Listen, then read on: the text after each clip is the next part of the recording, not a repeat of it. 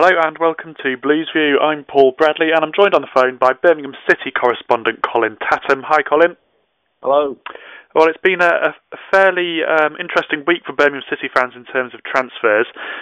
What's your view been on it, Colin, so far? It's as you say there, Paul, it's been an absolute roller coaster of a week, and ultimately it's been unsatisfactory and not good enough. Everybody knows the need that they've had. Alex McLeish's been trying to bring in a striker, and for various reasons deals have fallen by the wayside and they've not been competitive enough financially. Now, ultimately, if that's the way the club is and the financial muscle isn't there, then unfortunately everybody has to deal with that. But it's just the sort of way that things have gone by the wayside, which has been the biggest disappointment, really. And Colin, can you clear up what's happened with Robbie Keane and Keane and Miller? Because obviously both of those haven't arrived at St Andrews this week when many fans were expecting them to come in. Yeah, the Robbie Keane one was very odd, and it's a little bit embarrassing in the end as well. But ultimately, Birmingham did agree the fee with Spurs, but the typical thing is then after a weekend of considering it and the total package worth around 18 million, they got cold feet and changed their mind. Now, then by making a statement to that effect didn't help matters on the day that Villa signed Darren Bent, and Robbie Keane came out and thought, just mused whether it was a publicity stunt. It wasn't a publicity stunt, but they went about it the wrong way. They've been after him for weeks, and then the board decided that the financial outlay was just too great to bear. So that one had to come to a pretty sorry end. And Kenny Miller, there's not much you can do. You agree a fee, and if he wants to take 50 grand a week in Turkey or Bursaspor, then, Birmingham again, for a player 31, 32, they couldn't justify or match that financial package. So, they can't do right for doing wrong in many respects, but, the counter-argument to that is, if you're going to go for these players, you've got to make sure that you do see them over the line, otherwise you will get open to criticism. But Alex McLeish is saying that he hasn't given up yet on finding that new striker, but at the same time he's not going to buy a striker just for the sake of it if it's the wrong person.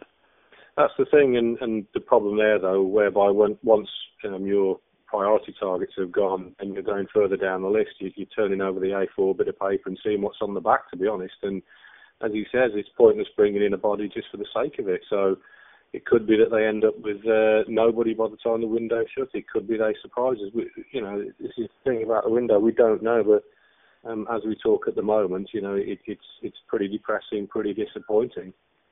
Let's look ahead to the matters on the pitch now. It's a big game this weekend for Blues, probably one of the toughest games they're going to have of the season.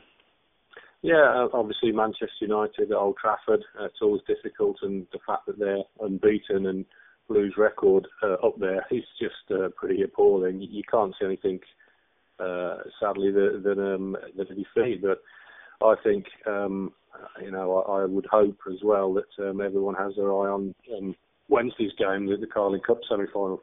As for all the shenanigans and all that's gone on in the transfer window, let's not forget there's a chance to reach Wembley. There's a chance to get to a major final there, and all the negativity and backbiting and so on, that must and should be put to one side, and that's the game to concentrate on, to give everybody a welcome boost and a chance to sort of make the mark in history.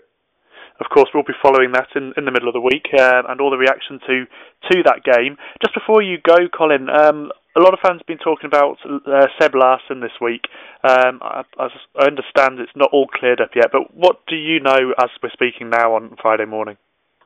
Well, last night it was communicated to Seb Larsson that the club were now not going to sell him this January, regardless. They'd had an offer from Newcastle which they'd accepted. He spoke terms with them but couldn't agree, and Blackburn came in with an offer which was rejected. But now they've said that no, they're going to keep him to the season's end, and then they'll see what materialises there, which is fair enough, because they will still need the player for the remainder of the season. And of course David Bentley's also cup tied, so I don't know, he could end up playing at Wembley. You just don't know, do you?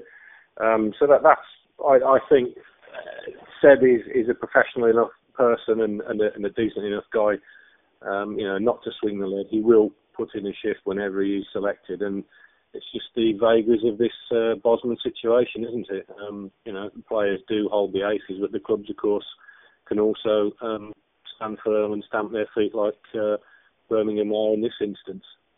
Okay, Colin, well, thanks for joining us again today. We'll be back next week with more Blues View, where we'll be reacting to that game against Manchester United and looking ahead to that Carling Cup semi-final second leg.